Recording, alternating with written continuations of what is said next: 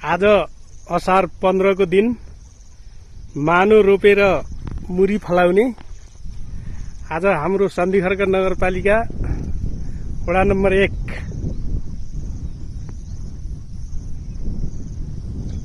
SP tiles and block कम्पनीको हाम्रो पिताम्बर सेजवालको बुवा दुर्गाफाँट पाडेनीको दुर्गाफाँटमा